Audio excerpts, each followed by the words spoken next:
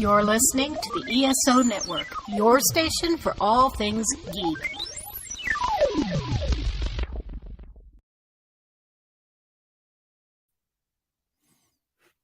Howdy, everyone, and welcome to the 6th episode of the 2022 Dragon Con Report. Thanks for joining us.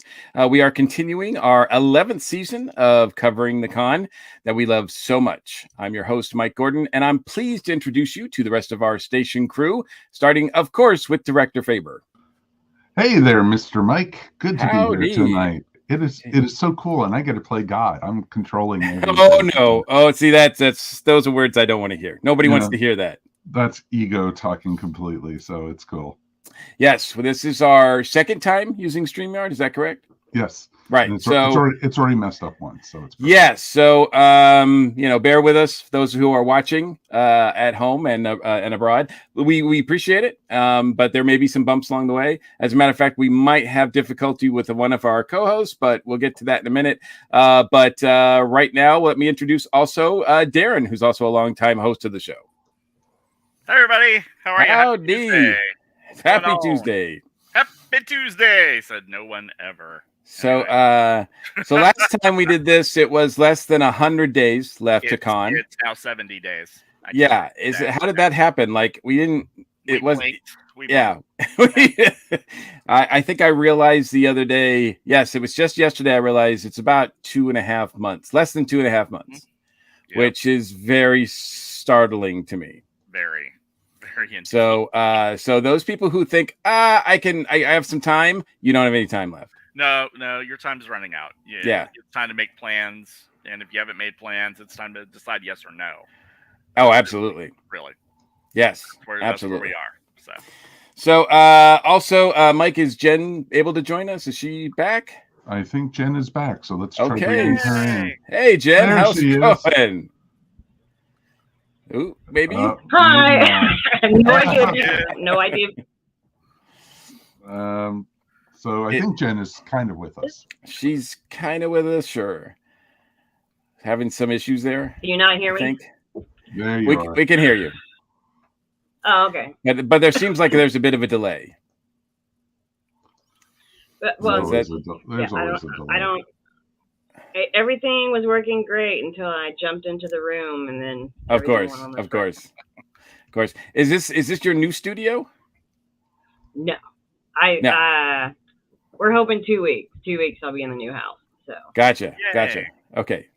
So It's the heat in Texas. That's everything will be improved with the new setup, right? Fingers crossed. Well, we can hope. And also from the Dragon Con Newbies group, we've got Kim joining us.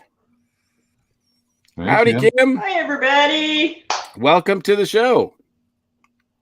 Good to be here. For those people that may not be familiar with, because I think it's been a while since you've joined us on the show. Certainly, I think this is the first time you've joined us on the video portion of the show. How long have you been with the Newbies group? Oh, it's a trick question, right? Well, I'm going to say 10 years, I'm guessing. What year was your first Dragon Con? Because I know you know that. Oh, that I do know. That was 1990, I believe. I was going to say, if there was a 19 in there, I knew it's been a long time. Yeah, it's been a while. So, but that's cool. That's very cool. And we're glad to have you here. We're always glad to have somebody from the Newbies group join us because we definitely care about those people who are going to Dragon Con for the first time. And I'm guessing just taking a look at the group, there seems like there's a lot of people that are going for the first time or planning to go for the first time this year. Yeah, we've been seeing an uptick in members into the Newbies group. We're over 5,500 now, I think. Somewhere, I don't know the exact number, but I know it's over 5,500 that we have right now. Wow.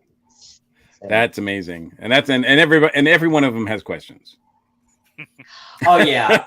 And we get some questions we get every year, and we get multiple times, and we don't care. We'll answer those questions for you. We are the no snark, no drinking games, no mean group. There's no stupid question unless you don't ask it. Yeah, that's good. That's good to know. Is there any question off the bat that you can think of that is like one of the most popular questions? The question I've been seeing a lot lately has been about parking and MARTA.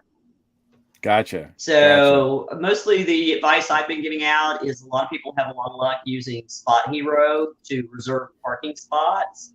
Yes. Or if you can do it, right? Or if you can do it and you're driving to con, drop all your stuff off, take your car out to the Lindbergh MARTA station, park there, ride MARTA in, because overnight parking at the Lindbergh MARTA station is like $5 a day.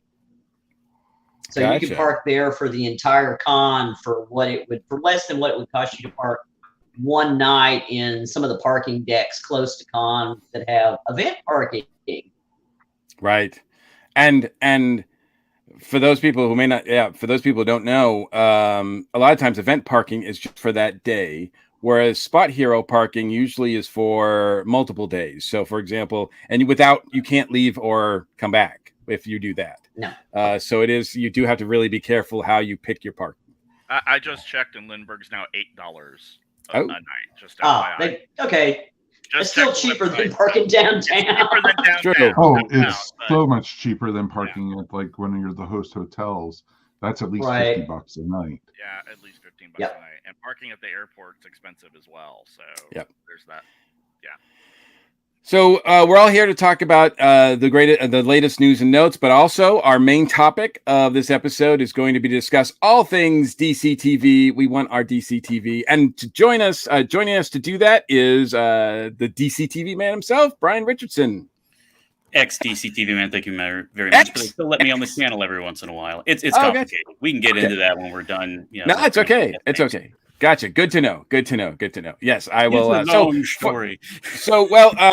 Maybe a short version. So, what is your role now? What are you doing now? So, I tripped and fell into co-founding DragonCon TV back in 2002. Became videography director in 2005. Stepped away from that in 2017, and since 2018, I have been. I still keep my hosting duties on The Late Show. Which I've been with ever since. It was our terrible idea to wake up early and be camera ready at 9 a.m. every day of the convention. That was a choice that we made. And I'm also now one of the panel moderators. So I do a lot of main track moderation for, I've done George Takei, Gina Torres, the cast of The Enterprise, including some of the folks that are now on Strange New Worlds. Benedict Wong was my first guest that I moderated. Nice. So they just sort of like chucked me at that. It was just like, here you go. You've been on camera before, right? I'm like, yeah, but not for an hour where I can't cut when I get nervous because that's Gina Torres like 6 feet to my right. Okay, I guess we're doing this. So, and I still write a little bit for DragonCon TV, some of the bumpers and bits, but mostly they're running their own ship and I am putting on funny shirts on camera. Gotcha. Well, okay, that's good. Thank you for clarifying that, though. So, you are not officially representing DCTV here.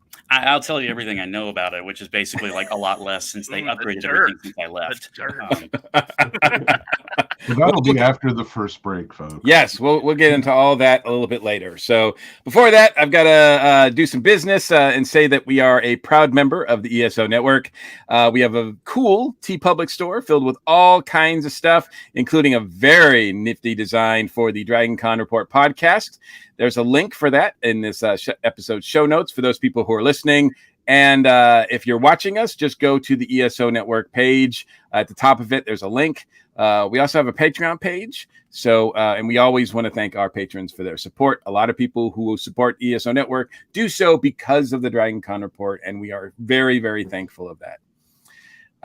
You can also help support our show by leaving us a review on whatever platform you're watching or listening us to, including, let me take a deep breath, Apple Podcasts, Stitcher, Spotify, Google Podcasts, iHeartRadio, Pandora, Amazon Music, and Audible.com. And Micah, is there a couple of new ones? Oh, there's a couple of new ones. We're also now up on TuneIn Radio. We're also on Pandora. Pretty much what we like to say is wherever you listen to your podcasts and the good podcasts and such, the Dragon Con Report's there also. So it's okay. Absolutely. And you can watch us on Facebook, and also the video is available on YouTube, our YouTube channel as well. Exactly. We're going live right now on YouTube. So hi, YouTube people. So you can leave us direct feedback and comment on us right now. You can also email us directly at feedback@dragonconreport.com. Please access our past episodes at dragonconreport.com. Because like I said, we've been doing this. This is our 11th season. So we've got plenty of episodes of the past that you can check out. And including, I think, Brian, you're on a few of those way back. from like a few years ago. Yeah, it's been a long time, man. That's been a bit. Yeah, so we are glad to have you back with us finally again. Also, I want to point out that the Dragon Con Report is an unofficial podcast of the convention. We are not and never have been officially connected with Dragon Con. So for all the official news, we strongly recommend checking out the official website and the social media outlets. Now, that said, let's get started with some news and notes. Surprisingly, not a ton of news to come out in the last 3 weeks, other than guest announcements, and we'll get to that in a bit. Recently, membership has gone up June 18th, just a few days ago. The full weekend is now $160, which you can get online. You can get on by going to dragoncon.com and then following the links to purchase. They also have daily membership options as well. Thursday is $20, Friday is $50, Saturday is $70, Sunday is $60, Monday is $40, Saturday through Monday is $130, and Sunday and Monday is $80. So there's a lot of options there depending on when you want to go. A $5 processing fee will be applied to all memberships. And they all are non-refundable and non-transferable. And some of them, like the day passes, are extremely limited in number and most likely to sell out. So please, understand that and get and as we said, there's only like 2.5 months left. So if you're on the fence, let's go, let's go get it done, right? As for those people who are worried about the protocols regarding COVID and everything, there's been no news about that. Dragon Con is going to announce that no later than August 1st about what their protocols and what they intend to be. So if you're worried about that, and we'll just have to see how that plays out. If you were hoping to submit a application for guest and attending pro, that time period has passed. The deadline was the 15th of June. So, sorry, out of luck there. So yeah, once that was closed, all of a sudden they started announcing people like crazy. So yeah, we've got a lot of guest announcements, and we'll get to them, like I said, in a little bit. The only other thing that I wanted to notice, or that I noticed, and I noticed this just this afternoon, is there's a town hall meeting this week as well. It is scheduled for Thursday, June 23rd. So if you're listening to this, it's probably already aired. But if you're watching this, you can watch Tony and Little Red Dot talk all about, I think this one is about all the wonderful workshops that are available this year at Dragon Con, as well as the usual fun and probably some guest announcements as well. So you'll want to tune into that. So we definitely are no replacement for the official town hall meetings, but we are, we are an addition. We're a welcome addition. So, and we get to do it first this week, I guess. We'll have to change the schedule a little bit so that you're listening to us too. Yeah, that's true. That's true. But yeah, we'll probably have to schedule this a little bit different so that we actually plan these a little bit like after the official town meeting. So we have a little bit more to talk about maybe as far as the news goes. Any other news that you guys have run across? Mike, Darren, Jen? Kim, sorry. Anything that you guys have thought about or that has run across your desk? I know that there's been some party announcements already. I think the Brit Tracks one. Yeah, the Brit Track has announced that they're having a Doctor Who ball. That's already been announced. Yep. I don't know if gaming has announced the 8-Bit Bash yet, which is traditionally their big ball. It's about time when we'll start seeing, probably in the next month or so, that some of the tracks will put up on like their Facebook groups a tentative schedule for Dragon Con. Now, it's not the real schedule yet, but they'll put up like a tentatively, this is what we're planning. So you might want to be a lookout for that. I've noticed that a lot of the tracks the organizations on Facebook and whatnot are starting to announce their planned panels, and they're calling for panelists. So if anybody out there is interested in submitting a panel or being a panelist, jump on that right away. Find the track that you're interested in and see what they're offering, and get involved. It's not too late. Most of them are just now starting to finalize. I wouldn't even say finalize. They're just starting to put their panels together, and almost every panel room, any track room that I could think of needs help. So they all are looking for assistance of some kind. So reach out to them directly. I know. Volunteers are always welcome. Yes. Oh, very much so. I know a lot of the tracks are really in desperate need of fans, volunteers this year. So I know that's going on. That they have been put. Like I know they have some room in the Brit tracks. I know they have some room over in the new media track, which is podcasting, and that I know they're looking for a couple extra. And so check if you want to try to be a volunteer. It's a great way to get your feet into the door for Dragon Con. I know a few folks who are now, basically in charge of some of the tracks, started out as volunteers. Yep. And so it's Yeah. pretty cool. And then places like Tech Ops, Safety, information are always looking for people, and that's a good way. Like a track room volunteer basically sees the room, and they see some cool content, but that's their room for whatever their shift is.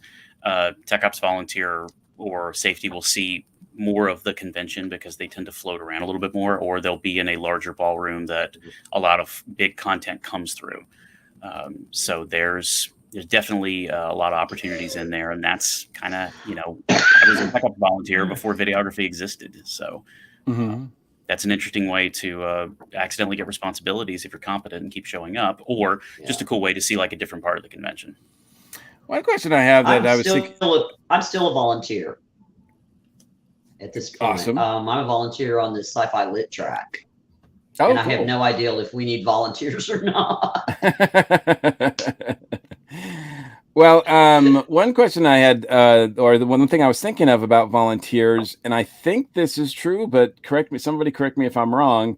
If someone is a volunteer, say if there's a long line or if there's any kind of line to get into America's Mart or anything like that, you don't have to wait in that line. You can just go through. That is incorrect. Is that incorrect? That is not a thing. That is incorrect. That is not a thing. Mm-mm. No, a lot of times, even if you wait in line just like everybody else, you do not get.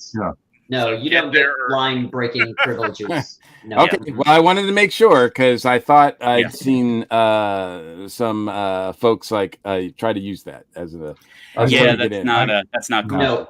No. Okay. I tried to get in, past the line, and the fire marshal says, "I don't care if you run this place; you're getting in line, pretty much." Yeah, turns out that you can be on fire with or without a volunteer badge, and that's a problem. Yeah, that is true. Yes, Tech Ops, you have a higher chance of being on fire at Tech Ops because you're electricity. I have been I've been fortunate enough to be a guest, and yes, I've been stopped by the fire marshal as well on the way in, so I can't just breeze through because apparently I'm flammable as well. So. It's all the polyester in your wine. It's the beard. I'm gonna say it's the whiskey, but it's all of the above.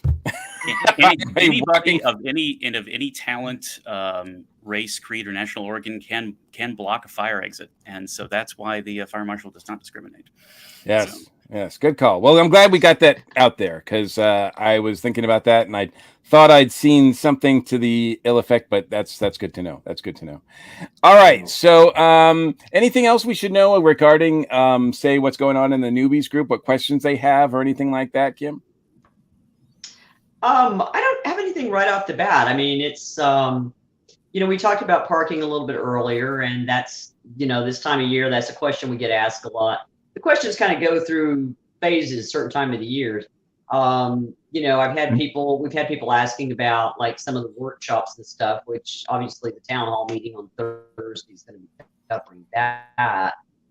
A lot of the newbies special group, information about that. Kim, I have noticed that in the newbies group, a lot of people have been asking about the aquarium, so tickets for that, because we have had a lot of people asking about the aquarium, and that is a separate ticket from your regular DragonCon membership, and you can get those. I don't know if they're currently available on the DragonCon.org website. I encourage you to go look at that website if you have not. There's tons of information there about all kinds of things. But there are a few things at DragonCon that are an extra price outside of your membership, like the workshops, for example. The night at the aquarium is an additional cost. The guest of honor banquet is an additional cost. It's the only things I can really think of, outside of, like, of course, like paying for photo ops and autographs and that kind of thing. That's never included. Oh, right, right. But you're telling people that your badge, we've had people ask, do I have to sign up for panels and things like that? And we're like, no, your badge gets you into all of that. Any of the panels, parade, the dances, all of that. Your badge gets you into all of that. And there's only a handful of items that are an additional cost. I am just checking now to see if there's any tickets for the aquarium, and it looks like the general admission, which is $35 through the end of June. July 1st, it goes up to $40.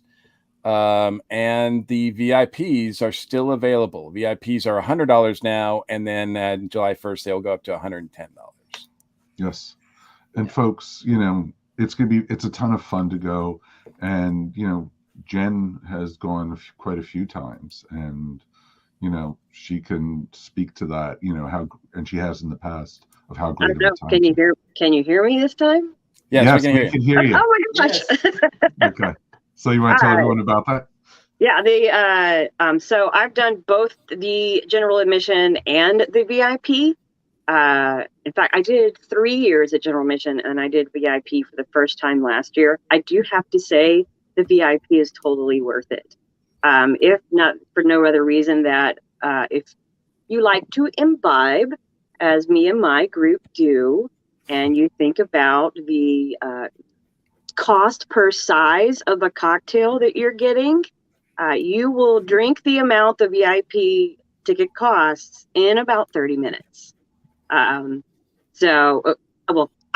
drink that much, which is it's maybe only like 6 drinks, but they're in the tiny, little wine glasses. So, but you don't have to wait in the line for the bar. The food that is offered in the VIP area is completely different than the food you get in GA. I don't know how it's been in previous years, but last year the food was very tasty. And you also get a private view of different sides of the larger aquariums. We got to see the baby beluga whales that the general public did not see last year. And you also got a view of that really large tank that has the tiger sharks in it. You got a completely different view that other people didn't get to see as well. But I think just for the no lines, the food, the views, and also the DJ they had in there was really great. And there was plenty of room and plenty of tables. So it was just nice to take a break from going to look at the exhibits and being around a bigger crowd of people than being able to step into a room and have a place to sit. Or if you wanted to dance, there was room on the dance floor. And the staff that were in there, were really great, stepping in and tell you stuff about the fish and what they do there, and taking some cool photos that you got texted for your phone that weren't an extra charge. So either way, I think it's worth the price, whether you're going VIP or GA. The Georgia Aquarium is a very unique setup, really unique exhibits, and Yeah, I'd say it's something you should try at least once if you are a regular Dragon Con attendee, because it's really cool seeing everyone in their costumes in that setting. Absolutely. We got a nice comment about the con suite. I posted it up here if you guys anyone want to comment about the con suite, because a lot of people who come to the con don't actually even know that there is. Oh yeah, best kept secret at the convention. Yeah, I just learned where it was like 3 years ago, and now it's going to move, and I have to learn all over again. Yeah. All right. I got this. We do the tours. We point out how to get to the con suite every year. But it's a new location now. It's a new location this year. Well, I think No, I think they've added a secondary location. No, is what they've done. His post says it says a different floor. It's moving. Yeah, it's going to be moving. So stay tuned for that. Stay tuned. TBD. Yeah, we'll try to find out about that before. Follow the smell of the deviled eggs. It'll be fine. Exactly. Well, this actually leads right into our next section. So you might actually like this one. When will you announce new guests? New guests. All right. Well, I guess because you demanded it, and you might be sorry for this. You might be sorry for this because the tradition is if our hosts mispronounce a name, then everybody drinks. So so get ready, your beverage of choice, and without further ado, Mike, take it away. No, it's not me anymore. It's Darren and the lovely Jennifer. Okay. So sit back, folks. Enjoy. I'll just tell you, since we haven't done it since the beginning of the year like we normally do, there was quite a frippin' lot of guests to go through. And somebody time this. So I'm going to be very curious to see how these guys do. I have my drink ready. Please do, everybody else at home, because, Darren, you ready to take it away, my friend? Well, I was going to let ladies go first. So. Okay, well. Jen? A gentleman above all things. All right. Oh, yeah. Uh-huh. Let's kick this off. John G. Hartness is an author, publisher, and podcaster from Charlotte, North Carolina. He is the author of multiple novel series, including the award-winning Quincy Harker Demon Hunter series. He's also a co-founder and publisher of Falstaff Books and a member of the Authors and Dragons Live D&D podcast. Kevin Eldridge produces and hosts The Flopcast, a pop culture comedy podcast. He is a published sci-fi author, an organizer and host of Skeptic events, and a comedy musician. Magic lover Katie Cross has published more than 20 books in young adult fantasy because she likes to hang out with dragons in wild places. Tyra Burton is a social media strategist and creator of the Geek Meets Social podcast. She has written the sci-fi romance Penduli Station and socially engaged The Author's Guide to Social Media. Michael Bailey has been podcasting since 2007 and currently runs the Fortress of Baileytude podcasting network. He also writes for the Superman homepage and currently co-hosts Superman Homepage Live. Dave West is the subject of the award-winning documentary Troublemaker. As the owner and operator of needlessthingspodcast.com, he has been providing commentary on pop culture dorkery for over a decade. Rob Roberts is an internet broadcasting veteran and co-creator of Orange Lounge Radio. He is also a host of cult cinema screenings and variety shows throughout Northern California. James Palmer is an award-winning writer of science fiction and pulp adventure, author of 4 books in the Shadow Cancel Archive series, and editor of the Monster Earth series. Tara Lynn is an author, event planner, fandom and geek culture expert, and public speaker. They founded Ice and FireCon and are a host of the Geek Saga and Sagas and Sass podcasts. Michael Faulkner is a writer and podcaster at Creative Criticality. He is the author of the Timestamps Project and is also one of the leaders for Dragon Con Newbies. Shami A. Stovall is an award-winning author of science fiction and fantasy. When she's not reading fascinating articles and books, Stovall can be found playing way too many video games. Hey, Alan. Alan Seiler is the owner of Cosmic Press. He's the author of 3 books about Doctor Who, the kids' book Lucy Can't Dance, and essays on numerous pop culture topics. As Wonder Spark Puppets, Chad Williams has written, directed, and performed over 15 puppet plays for family audiences with hundreds of shows every year. Rob Levy regularly writes about popular culture and co-hosts the Music Modernity and Weekend Justice podcast. He has contributed to Time Lords and Tribbles, Winchesters and Muggles, and much more. Charles Kelso is half of the husband and wife puppetry team Felt Nerdy. They have been performing at conventions across the Southeast for over 7 years. Savannah J. Goins, author of fantasy novels The Gwithian, The Crivabanian, and The Cathawir. Take a drink, because I'm sure I messed one of these up. Uses her background in dragon wrangling as an exotic animal RVT to inspire young adults. Veronica Daschel is half of the husband and wife puppetry team Felt Nerdy. She and her husband, Charles Kelso, can be seen at conventions across the Southeast.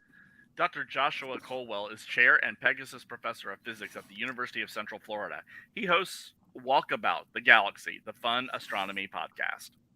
Darren M. Bush is an award-winning science fiction and fantasy short story author. He is the founder and executive producer of Tables of Content, a virtual sci-fi convention. Bobby Blackwolf is the co-owner of the Voice of Geeks Network podcast network and Twitch channel, and has hosted a live internet show and podcast about video games since 2005. Kevin Batchelder has been podcasting about genre TV and movies since 2005. His podcasts have won 4 Parsec Awards in the Best Fan Podcast category. Kim Stedman is a systems engineer at NASA's Jet Propulsion Laboratory. Currently, she is a systems engineer for the Mars 2020 rover engineering operations team and the operations lead for the Sherlock instrument. She has also worked on the Opportunity rover, Curiosity rover, and the Cassini mission. Bill Fawcett has created and edited over 400 science fiction books. He has collaborated on the Mycroft Holmes, Ian Fleming, and Madame Burnett mysteries. His books include Hunters and Shooters, The Teams, and a UFO handbook. Fawcett also has written over a dozen books about great mistakes in history. Joanna Estep is the critically acclaimed illustrator of such titles as Fantastic Four, X-Men, New Mutants, Bitch Planet, Death Head, and The Thrilling Adventure Hour. Her work has earned the Space Prize and nominations for Eisner and Harvey Awards. Margaret Downey is the founder and the president of the Free Thought Society and the president of the Thomas Paine Memorial Association. She is the organizer of the yearly DragonCon Skeptic Parade entry and created a character known as the Frigate Triskaidekaphobia treatment nurse in order to teach critical thinking skills. I messed up on the word critical? I mean, come on. Bravo. Bernadette Johnson is the author of the Big Book of Spy Trivia, which covers espionage history, tradecraft, and entertainment. Her other works include 50-plus articles for HowStuffWorks.com and several short stories. Stephen Adams is the host of the long-running comedy podcast Horseshoes and Hand Grenades and a founder of the Two Dorks network of podcasts and live streams. Mary Abreu is a TV film seamstress and set costumer for more than 10 years and the author of 3 sewing books with Slash Books and C&T Publishing. Sue Kaisenweather has been podcasting about sci-fi TV and movies since 2010. Currently, she co-hosts Women at Warp, exploring Star Trek through a feminist lens. Omega Jones, also known as the Critical Bard, is a performer, TTRPG designer, and Twitch partner. As a content creator, he puts diversity and activism first in all aspects of his life. TJ Sterling, a former Marvel DC Comics artist, lives and works in New York City. TJ also creates his own comics via his indie publishing label, RAE Comics. To date, TJ has raised over $50,000 via Kickstarter and is a drawing teacher at the Joe Kubert School of Comic Art. Cartoonist and animator Robert Pope draws the Peanuts gang for Simon Spotlight and Boom and Looney Tunes for DC. He's drawn Scooby-Doo, Batman, Powerpuff Girls, and more for DC, IDW, as well as animating for CN Classics, Space Ghost, Coast to Coast, ATHF, Animaniacs, The Brat Show, and others. Bobby Nash is an award-winning author of novels, comic books, short stories, screenplays, audio, and more. On occasion, he acts in movies and TV shows, usually standing behind your favorite actor, but sometimes they even let him speak. He puts pen to paper and doodles. Keith R.A.D. Candido has written tons of novels, short fiction, and comics in licensed universes from Alien to Zorro and his own milieus in the fictional Cliff's End and Super City, and also New York and Key West. He writes about pop culture for Tor.com. Delilah S. Dawson is the New York Times bestselling author of Star Wars Phasma and Galaxy's Edge Black Spire, The Violence, the Minecraft Mob Squad series, the Hit series, the Blood series, the Shadow series, written as Lila Bowen, and Tales of Pell, written with Kevin Hearn. Author-editor Julie E. Zerneda has shared her curiosity about living things and optimism through her sci-fi and fantasy, published by Dow Books, New York. To Each This World, her 23rd novel and a new standalone SF will be out this November. Jared, the yard sale artist Albrick, is the creator of his own original comic, Hamilton vs. Burr, A Werewolf Tale. He's written for Z2 Comics and done trading card art for Marvel and Upper Deck. He's currently the inker for Pulsar and Cold Lightning for White Rocket Comics. With over 30 fiction and nonfiction book publishing credits and hundreds of magazine articles, writer and podcaster Alan J. Porter likes to talk about stuff and make up stories too. Tony P. Henderson is a moderator, podcaster, and a digital media creator known for the Tony P. Oddcast, the Geek Versus podcast, and as a contestant on America's Next Top Podcaster. Travis Hierman is the author of 9 novels, including Tokyo Blood Magic and the Ronin trilogy, plus short fiction in Apex Magazine, Cemetery Dance, and others. Henry Hanks has written about geek culture for sites such as CNN.com, Sci-Fi.com, and JoeBlow.com. He has participated in DragonCon panels for over 20 years. Van Allen Plexico is a multi-award-winning writer, best known for the Sentinels illustrated superhero novels and comics, 1960s crime novels, and the shattering space opera universe. His White Rocket Entertainment Network features ongoing podcasts and videos covering James Bond, Babylon 5, The Avengers, and more. Timothy Zahn is the author of 16 Star Wars books and the Cobra, Quadrille, Sybil's War, and Dragonback series. Recent books include Star Wars Thrawn Ascendancy, Lesser Evil, and A Call to Insurrection with David Weber and Thomas Pope. Upcoming books include The Icarus Plot. We're halfway through, folks. Jill Gerard has starred in numerous successful made-for-TV movies as well as feature films. He is best known to sci-fi audiences as Captain William Buck Rogers in the sci-fi TV series Buck Rogers in the 25th Century. It's hard not to say that like Duck Dodgers. It really is. His other roles include several movie and TV series appearances. Beady. Mike Faber founded the geeky and ever-expanding ESO Network. He hosts the Earth Station 1 and Earth Station Who podcast. The ESO Network podcast celebrate all things sci-fi, fantasy, and much, much more. Along the way, he mentors and teaches new podcasters how to start and produce new projects. James R. Tuck has written 11 novels, 7 novellas, and countless short stories, some under the name of Levi Black. He has been a professional tattoo artist for 27 years, and he used to throw people out of bars for money. Afua Richardson is a native African-American comic creator best known for her work on Top Cow's Genius. Richardson is the artist of Marvel's New Blade series, All-Star Batman, and Attack on Titan's American Anthology. She is a singer and flute player in the band Waking Astronomer. In 1977, Wendy and Richard Pini co-founded Warp Graphics, and the following year, ElfQuest was born. Widely regarded as the first American manga, ElfQuest has won industry awards and continues to be a publishing phenomenon as well as an inspiration to its readers. That covers Richard and Wendy, Penny, don't you think? Mm-hmm. Yeah. Yes. Go, keep going. Leanne Lord. Try to skip ahead. Leanne Lord is a stand-up comedian and the author of Dick Jones and Real Women Do It Standing Up. Hey, Lord now. has also been a co-host on Star Talk Radio with Neil deGrasse Tyson. She has been seen on comedy, HBO, and Showtime. Chris Hamer is an artist based out of Georgia. He is working for Scout Comics on his creator-owned book, The Adventures of Byron, as well as variant covers for Scout releases. He has had work and is being published in the upcoming Hannibal art book by Printed in Blood. Michael Gordon is a writer, editor, publisher, and podcaster. His Wow. creator-owned comic, Tiki Zombie, has been running for over a decade. Gordon can also be heard saying howdy on the weekly Earth Station 1 podcast, as well as a number of other shows. Portland's Summer Olson is the puppeteer for the children's musician Red Yarn. She spearheaded Luminaries, Shadow of the Polish Avant-Garde, Shadow Theater, and Puppet Spectacle with teacher Figure Kukrau. Take it. Go ahead and take one. Katie McClanahan, a.k.a. Katie Mack of Beady Little Eyes, is a puppeteer and Puppet Slam producer based in Portland, Oregon. This year, she has produced a new puppet film, Lake Minnetrista. All right, there we go. Another one. Carl Herlinger is an L.A. ventriloquist known for his irreverent and outside-of-the-box approach. He's performed at shows including the Magic Castle, Flappers, Tomorrow Show, and the L.A. Guild of Puppetry.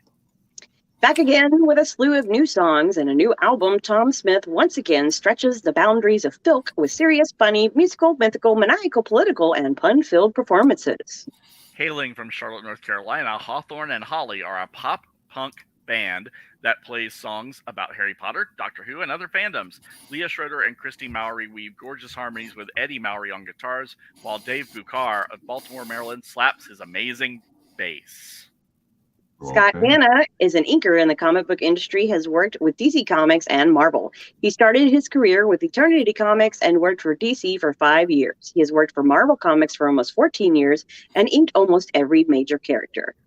Peter Kaplan Cutler, artist for New Legends Tiki Zombie, done over the last 3 years for ABS Inc., Conti's, Galactic Press, East Cobber, and Guy Gilchrist Production, also working on his own Spooky Cookies art, books, and many other items.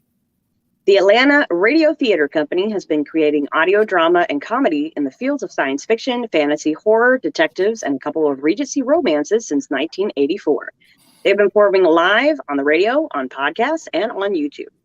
Vision Video is a goth pop band fronted by veteran firefighter and paramedic Dusty Gannon, playing music reminiscent of goth classic acts like The Cure and Joy Division with a fresh new take on the genre. Bathroom of the Future is nerd rock for punks, or maybe punk rock for nerds. Influenced by Weezer, Nerf Herder, and Roswell Kid, Bathroom of the Future offers up short, fast, catchy songs about life, love, losing at fighting games, and meeting someone cosplaying the same character as you.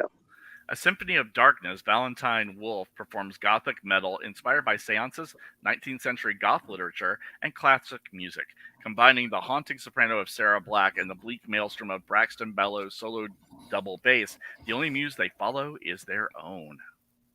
Take real-life Transformers playing music from Transformers the movie in true 80s metal style. Add in samplings from anime, genre, and video game crowd pleasers, then combine with awesome original material for one unforgettable night of robot rock with the Cybertronic Spree. Mikey Mason from She Don't Like Firefly, Best Game Ever, is a ball of contagious enthusiasm who sings about role-playing games, sci-fi, fantasy, cats, and being a geek. He's been heard on Nerdist, Sci-Fi, The Thump, and Dr. Demento, and is a truly must-see event. Jim Butcher is the author of the Dresden Files, the Codex Alera, and a steampunk series, The Cinder Spires. His resume includes a laundry list of skills which were useful a couple of centuries ago, and he plays guitar quite badly.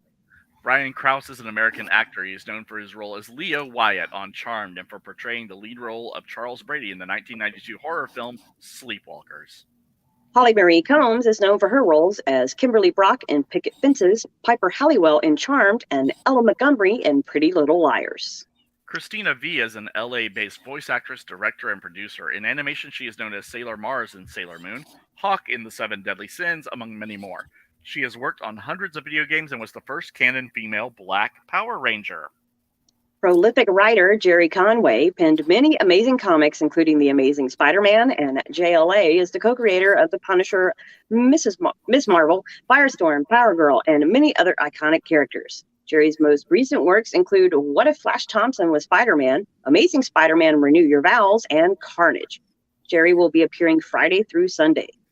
Rico Renzi is an artist, colorist, and designer from Washington, D.C. His work has appeared in the Academy Award-winning Spider-Man Entered the Spider-Verse and Marvel Comics like Spider-Gwen, She-Hulk, Unbeatable Squirrel Girl, and many more. He currently resides in North Carolina with his wife and daughter who tolerate his foolishness. SFWA Grandmaster Larry Niven is the multiple Hugo and Nebula Award-winning author of the Ringworld series, along with many other science fiction masterpieces. Other works include The Moat in God's Eye, Lucifer's Hammer, Football, Neutron Star, The Gripping Hand, Protector, and many more. George Lowe is the ad-libbing madman behind Space Ghost. Cartoon Network's wildly popular Adult Swim block was built on this cult hit, Space Ghost Coast to Coast, which ran for a decade with legions of fans responsible for its success. All right, the one that gets all of us every year. The Brobdingnagian Bards are back for a Dragon Con reunion. They take traditional Irish, and Scottish folk song and mix it up with Greek music to create a unique brand of Celtic folk. You got Brobdingnagian and then Irish just messed you right up. It's always the Irish. The Blibbering Humdingers, goopy acoustic nerd rock for wizards, witchers, and witches, games, Jedi, hobbits, Time Lords, LARPers, browncoats, Scadians, and all manner of hoopy froods. You'll be positively grunted by our non sequitur nonsense and musical mayhem. Nolan North, who has been described as the nearest thing the games industry has to a bona fide leading man. His work His voice work includes characters such as Nathan Drake from Uncharted, Desmond Miles from Assassin's Creed, the Penguin in Batman Arkham, and several Marvel characters, most popularly Deadpool. Rita Della Torre is a producer and actress known for Secrets of the Lost Worlds, Continuum Force, Vampires of Whitechapel, and Star Mage, Guardians of Metal Titan. J.C. Della Torre is an author, composer, animator, filmmaker, audio drama, fiction, podcast creator, producer, screenwriter, editor, voice actor, and probably a few other things that we forgot to mention. And that's it. That's That it? is it. Wait, it's over? Sure. Over. Oh my goodness. Over. All right, Wow. everybody, show's over. That's it. That's all we have time for. Wow. My drink left. How did that Wow. happen? I need to get a refill. That is amazing. And yes, it was. Yeah, they waited a long time. I think the longest time. I know it. Yeah, it's been a long time since they've waited so long to announce so many to start announcing big guests. So, and so yeah, I can't even imagine we're I do halfway want to there yet. Apologize to everyone who's coming that was not on the list, because the original list was 76 pages. So Yes, It yes. was If your not. name was not mentioned, We love you was- anyway. Yes, it's we not do. personal. We do. That's why there's a Absolutely not website. Yes, Exactly. there's a website for Exactly. these. So, and yet, I mean, a lot of those names we recognize because we've seen them before, and they're good friends of ours, et cetera, et cetera. I think there's some new people coming, which is pretty exciting. I already see people out there sort of like just waiting for the shoe to drop as to who the big names are going to be. Mhm. But I'll tell you what, I mean, this list in and of itself is great as far as I'm concerned. Like there's It's a not lot of shabby. like, Not No. shabby. Of course, Not It's at a all. lot. Of course. If you are a goth and you like to listen to music and dance, this is your year. hey, the performers Yeah, list big is time. amazing. Yeah. So that was pretty amazing, and they did that like pretty quickly after the Yeah. deadline for performers was over. They really announced those pretty quick. So and I still was think nice there's to going to be see more performers coming and everything. Oh, yeah. Oh, sure, They sure. haven't even scratched the surface. yeah, there's keep watch on the official Dragon Con social media, especially the Facebook page, because they're always announcing new people there. Congratulations to everybody who's been accepted and been nominated to get in. It's a great, I feel like an honor to be a guest this year, in particular, because it's just a weird year. But especially after last year, which was sort of like, we're going to try this out. So I think this one is going to be bigger and hopefully better. So not that last year was bad, but anyway, thanks, Mike, for putting that together, and thanks for Jen and Darren for reading it. We appreciate Mikey, that. before we go to break, we did get a little clarification on the Facebook group. They say the con suite is not moving, but they did say there's no cooking in the suite, though, so they're going to have to bring the food over from another suite. Awesome. Basically. Okay. That's interesting. We'll try to get more details on all of that for the next show. So we'll find out exactly what's going on with the con suite. I assume we're going to get one of those R2D2s from Return of the Jedi with like Exactly. the bar on it. That would be awesome. Kind of like, Oh yeah. There is, hey, there already is a bar 2D2 that shows yes, up to there con. is. We can just put That's a food on different it. party. Yeah. All Well, right. The sushi restaurant we go, they bring the drinks by robot, so it's pretty Yeah. cool. Hey, So. we have one of those too. Yeah, there's a sushi restaurant in Seattle that has it's a sushi train unless you do a special order, and then an express train that looks like the bullet train comes straight to your table with just your order. It's delightful. So for those people listening to this podcast, we're going to take a quick break because Jen and Darren need to get their voices back. But we will be right back with our main topic. For those people who are watching us on YouTube and various channels, you can stick around because we're going to, be right here. Yeah. We're not going anywhere. We're not. So No. This is what uh, we'd like to call the bonus time. The magic of editing. exactly. Are we actually going This is a future you problem. Are we No, actually going to exactly. stop recording, or are we just going to keep going? Go. I'm not stopping the broadcast. Gotcha. With StreamYard, you can't stop. It would end the whole broadcast. Oh, gotcha. Yeah, Good to know. We would Don't have push to that button. reconnect everything. Good to know. Okay, so we're So back. don't go anywhere, folks. Right. So, and now we are back, and we're all juiced up after playing the drinking game of guest announcements. So we are here to talk about. Well, we're here to talk to our good friend Brian, who we haven't talked to in a while. We'll talk about some DC TV things, but let's start with Brian's origin story in regard to Dragon Con. Brian, what was your first Dragon Con? 1998. Goodness gracious! Okay. I bought a ticket and showed up for the convention because I knew a couple people who were volunteering and told me about it. And they're like, yeah, we might, we may need some volunteers. We'll let you know. Nobody ever let me know. So I just showed up like a normal person and got a badge and didn't know you're supposed to call them memberships back then. And then I was at the end of a panel, which was one of those, just to age me a bit. This was one of the Ain't It Cool News panels. Oh, wow. That was, it was Bradbury, Niven, and was it Bradbury, Niven? Who's the third old fart? I mean, his distinguished author. But anyway, it's the three of them, and they're telling stories. Was it Ellison? It might have been Ellison. It was cranky enough for Ellison to be there. I think they had to put Niven in between Bradbury and Ellison because probably, probably. Apparently, the buffer, the West Coast, also West Coast problem. And Niven told a story about how he made nitroglycerin as a child, and he doesn't think the internet's going to ruin people. Bored teenagers will ruin themselves. And then at the end of that panel, my friend Jody just sort of grabs me by the collar, is like, "We really need your help." Because it's we've got 6 or 7 people on Tech Ops. Now this is back when Dragon Con was in one hotel and part of the America's Mart. So it was only 10,000 people. And they were running on 6 folks because there was a staff problem. So I show up as Tech Ops volunteer number 7. They found out I could run sound and camera because in college I did radio and founded a college TV station and learned how to edit on these things called tapes. What is yeah, that? I know. Just think of a tape as sort of like a Disney Plus episode that you can physically take somewhere, but then you have to bring it back when you're done. And it's not compatible with iPhone at all.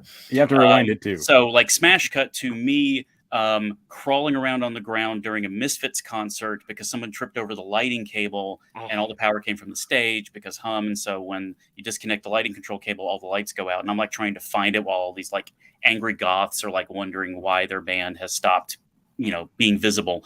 And then running camera while Anthony Daniels parades around hosting the masquerade. So apparently I'm in now and they're like, "Oh, you're the guy who can run video cameras." And so that turns into me kind of stage directing parts of the masquerade and some of the other events, and eventually figuring out that we had unused hotel channels that they just let us keep. And we ran the masquerade on it and nothing else. And so we experimented with putting content on it. We were putting running movies after midnight. And then we found out that's actually the FBI tells us not to do that. So we should stop that. Then started running fan films overnight. And then 2002, Mike and Kevin from MST3K were going to be guests and host of the masquerade. And a couple of my buddies were like, "We have to make a video for them. This is the MST3K guys. We got to do something about it." So this was Thursday night of the convention where they bring their Mac in and we set it up in the balcony of a hotel. And we hastily render together this mashup of the Star Wars crawl and the MST3K intro, panning down to the planet. And I write some copy and we get music and we go to the internet and the business center and download some images. They might have been BMPs. I don't know. And we make this video and it's really cool. And then Pat Henry, the head of Dragon Con, goes, "That's fun. What are you going to do next year?" Wow. And I realized that it's a trap and go right into it. It's a trap. They basically gave us the 30 minutes before the masquerade just to kind of goof off. And so the 2003, we did it like it was the 30 minutes before the movies, back before it was all taken over by Coca-Cola, when you have these bad kind of sort of 4:3 aspect ratio PowerPoint for local realtors and, the dentist that nobody goes to and the strip mall that nobody knows about, which is why he's got to take out an ad. And so all of our stuff was kind of themed around these kind of cheesy, local advertising, but in science fiction land. And we made 3 live action commercials. There was the there was a community college for stormtroopers. This is before, all the whole clone thing came out. But yeah, so we've got the College for Stormtroopers. So it's done like a DeVry style commercial. Then we had Sunday. It's the Starship sale from all the shows that got canceled. Yeah. At which point we had to recut that ad a couple of times because we had to take Firefly out and then put it back in. And then Stormtroopers Gone Wild, which is like the first thing that anybody ever pitched in what was the equivalent of writer's room, which is 3 people on my couch in Loganville, Georgia. And so once we did the live action stuff, we're like, okay, this is closer to what we think we ought to be doing.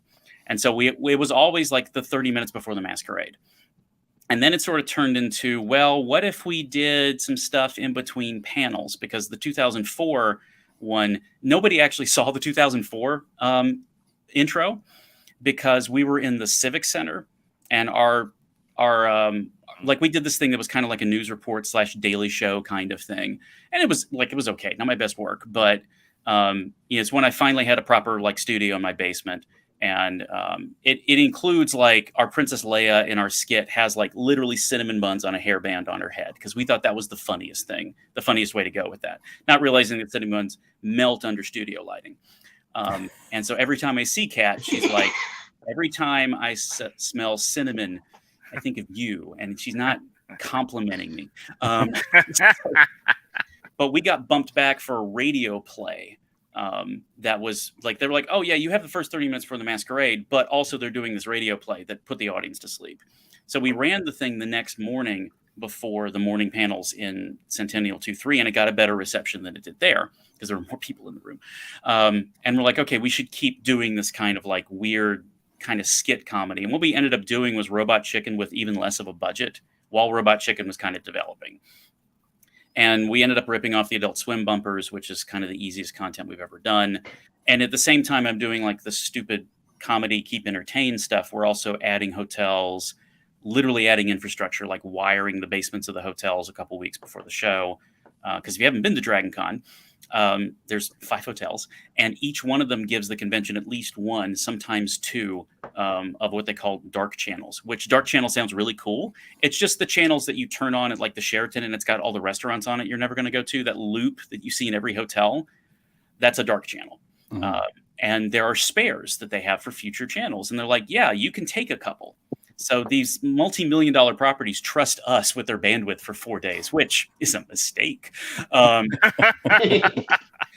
we also then started figuring out, we ran the masquerade all the time as a live event. And then we started hearing people were having room parties, or people were like, hey, there's only 2,000 people who get in the ballroom. There's now 85,000 people at the convention. But back then, like 20, 30,000, still the math doesn't work out. And then we realized that's the same problem at every panel. So we figured out, okay, can we broadcast some of the stuff live? And so we turned into more of like a program television network for a convention. Had a studio, broke off into like a live team and a production team. So there are people who run around the convention now for Dragon Con that produce like segments on site. Because if something cool is happening in the basement and you don't know about it, they'll like go and shoot a segment for it. So something in science track or the kids track, or like the guys getting in armor and doing like full metal combat, like armor, period, swords, everything. They'll go make like a, WWE wrestling style promo for that and run it on the channel. And they'll shoot it on Friday and air it Friday night, or shoot it on Friday night, air it Saturday morning. So they're doing like TV shaped things down there.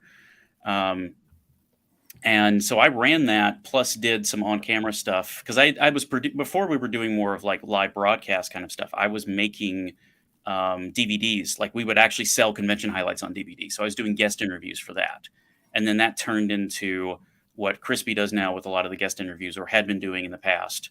We didn't do interviews last year because the confined space with the guest was potentially problematic from a health standpoint. But so I've got an interview like maybe like 100 guests up to the point where I decided to hand the whole ball of wax over, because at the end of the time, when 2017, I was managing 45 volunteers, or like 3 staffs under videography, because it's such a big show, and you're doing something like the crew runs about an 18-hour day. And then there's 6 out. Yeah, there's like 18 hours of essentially live. Like somebody has to be pushing a button to make the show run for, like the Thursday to Monday. And then you've also got a behind the scenes element. You have to have a camera person and some assistants in every one of the major ballrooms that are running something. You have to do some editing. You have to do file format changes, because video, you're doing video now. You're going to find that the video comes off of one device is not necessarily the right video for the other device. And so if you want that to play, you've got to do some work on it. Good luck with all the video editing. That's a new realm for podcasters. Buy some hard drives. That's all I'm saying. And then they started wanting to do live streaming. And there's a certain point where I was doing so much stuff in front of the camera for all of like the shows and the interviews that being in front and behind the camera is tough to do in a real-time environment. And because of the skills that come up, like everybody now that comes in, we have people that are literally like, when they leave DragonCon, they're a PA on a Marvel film. They're, we've had people who were like correspondents for the Weather Channel. We had a Screen Rant producer. People know their stuff and know the current tech better than I do. Because again, I learned on tapes. So we handed it off to them, and like Robin and Sam and Mauricio, that crew was running great. They were the ones who ran 2020 virtual. Because 2020, I think, went off so well for us doing a remote convention, because we had been doing streaming for 3 years at that point. And we had been doing so much pre-production that there was already an established crew of people who knew how to do StreamYard. They knew how to do live. They could set up lighting in their house. Like I've got right over here, there's a green screen that just pulls down over my my office door.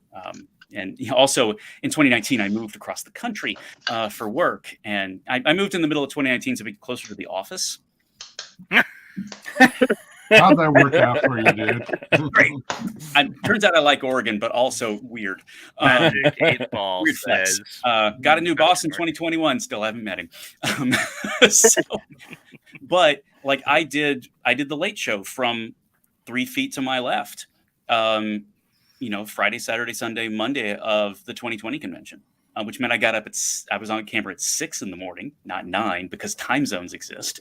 But yeah, that whole team was so good at like this kind of distributed production model that we had worked on for, God, it's been 20 years now since we started DragonCon TV, from like 3 idiots in a balcony making something on an old Mac to like literally, like a bigger production team than, some like professional TV stations have for that 4 or 5 days.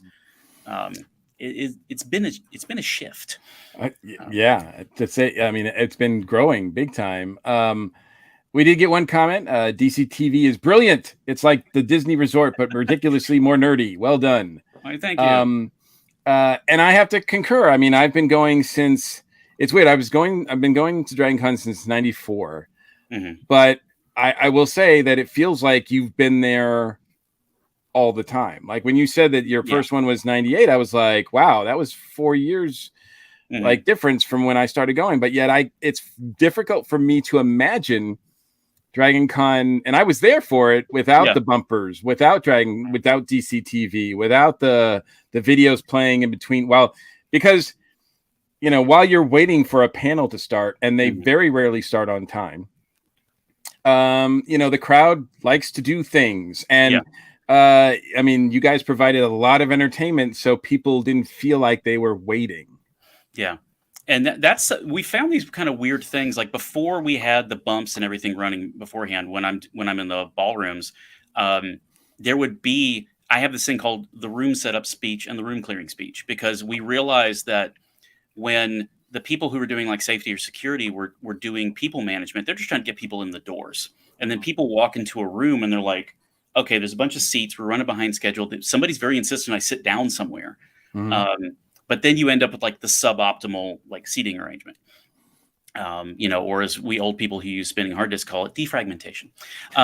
So I would I would be at the board doing sound or getting prepped to do video in the room for one of these big events, and I'm like, somebody give me a mic, and I'm literally like up there like, all right, everybody, if you would just move, like just come into the row, move over, have everybody sit next to them, make sure you fill in all the seats. There's one seat over there. So I've got all these like kind of prepped like room setup speeches that just came from like, well, we got to load this room in 10 minutes and we're like 1,000 people short. Okay, let's pick up the pace. And then that kind of, we worked with safety to turn that into like a system where you didn't have to have somebody up on, is somebody from the tech crew is comfortable talking on a mic to 2,000 strangers, and doing it in a way that's friendly and not like barking at them. Because if you've been standing outside in a line for 2 hours to see John Barrowman, and then somebody in a black t-shirt is yelling at you to like sit down for 10 minutes, and you have like evaporated half of your body moisture, and don't have a still suit, then, having somebody who has the best intentions kind of crankily getting you to sit down is not the best way to handle your paying friends. And so kind of, we figured out that we were infrastructure, we're traffic control, we're handicap accessibility. People who decide that they're going to have too many people, they need a timeout, but they don't want to miss the convention. People who, wheelchairs are difficult to use at DragonCon. Which is weird because these are future cyborgs and you should be nice to them. Why are you being mean to these people? This is like Davros beta version 1. Like, be nice to. So this kind of mentality is kind of reflects the way the bumpers work. It kind of reflects the way that the whole streaming setup works. The live captioning they started doing. The fact we include more ASL interpreters. Everything the crew has done since 2017 is kind of just amped up everything that we had as like a fundamental principle of like, oh, we're a little bit more than entertainment, and we have to take some of the stupid seriously. We have to take some of the funny seriously. I think Stephen Grenade was one of the guys who wrote for the bumpers for a while, who's also now the science track director. Actually came up with it. There's somewhere in the backlog is a philosophical document of the voice of the bumper, the way the bumper should speak and behave. The bumper is not a psychotic, rambling person. The bumper is not the voice of God. The bumper has this kind of like calm resolve that is occasionally ridiculous, but the bumper can say things a human cannot into a microphone without sounding like a jerk. So there's this entire, like, we have all the writing room now is just Discord.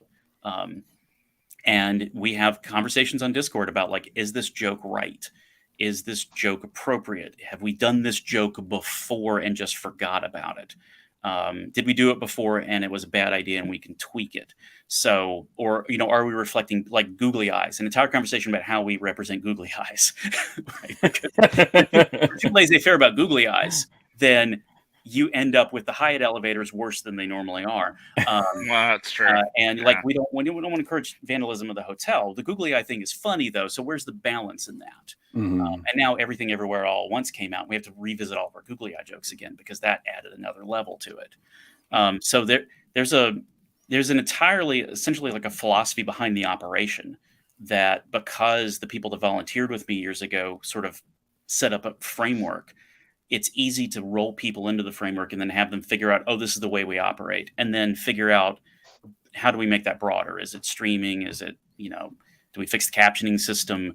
What is it that makes it still DragonCon TV, but keeps it moving forward a little bit? So it's in good hands, but it's weird that, you were talking about, somebody was talking about Disney earlier. We run one of the biggest theme parks in the state of Georgia. We just only do it for 4 days. Well, and it's a weird way to think about the volunteer gig. It is, but it's also, I think, a prime example that I like to use for the fact that what makes DragonCon different than other cons, the fact that it's by fans, for the fans, in the fact that almost any other show I can think of, certainly ones that are larger or not even as large as DragonCon, would instantly use this to sell things. Yeah. Yeah, we get ad submissions all the time. And I was going to say, certainly that conversation had to take place at some point, right? Yeah, we used to run book trailers for a hot minute, and then we're like, a lot of book trailers are really bad. Sorry, guys.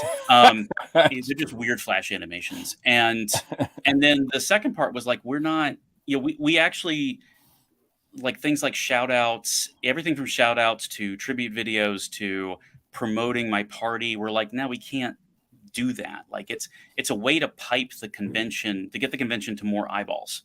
And in something before it was the eyeballs that are at the convention.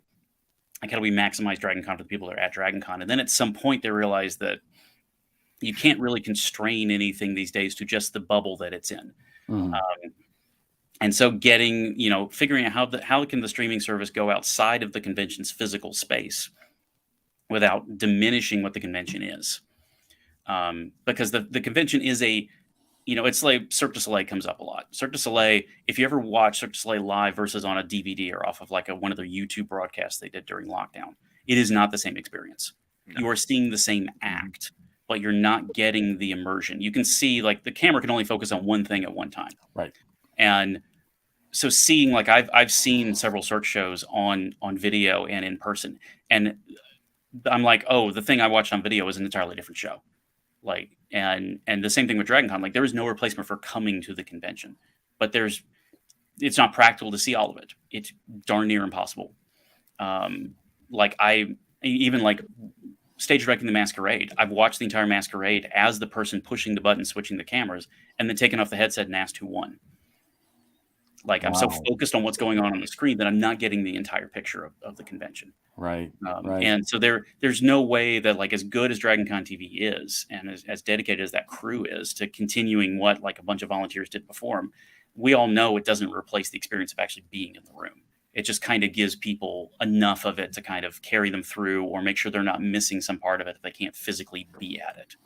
And I think the biggest example of that was, during the pandemic 2020, because that's all we had. Mm-hmm. That's all we could have was the video part of DragonCon. So at that point, DCTV was like our only option for a convention, which I think also added to the inevitable, which is that all conventions probably, certainly DragonCon is no exception, is going to be part virtual from now on. Yeah.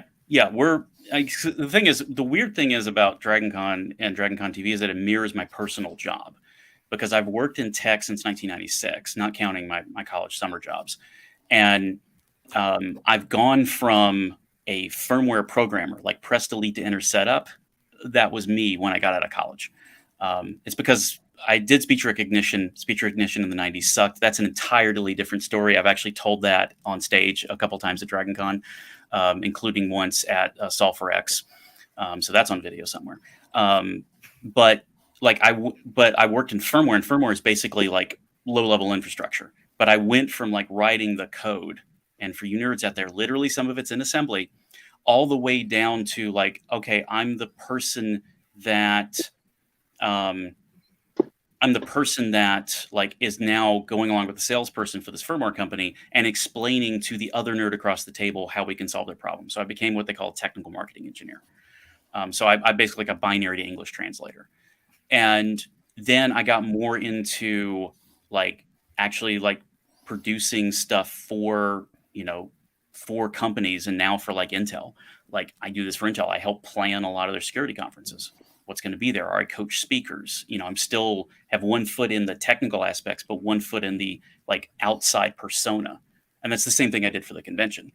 And everybody in both of those spaces is trying to figure out how to do this kind of hybrid thing, because if you do a pro convention, you have like DragonCon is just this like, it's a shopping mall style engagement with science fiction. If you want to spend all day in Sephora, cool. If you want to go get a little sampler pack and then go to the food court, great, you can do those. That analogy breaks down because now I have to explain DragonCon and shopping malls to anybody under the age. And Sephora, you have to explain Sephora. Shopping mall is the thing you see on Stranger Things that has an ice cream store in it. Awesome. And the funny thing is, they actually filmed that in Georgia. They filmed those mall scenes at Gwinnett Place Mall, which means they filmed an 80s mall in a dead mall. Mm-hmm. So that's a little too close to home. But that idea of like how at a regular convention, you have like the panels, what is essentially the tracks. And then you have this sort of trade show where you sell things.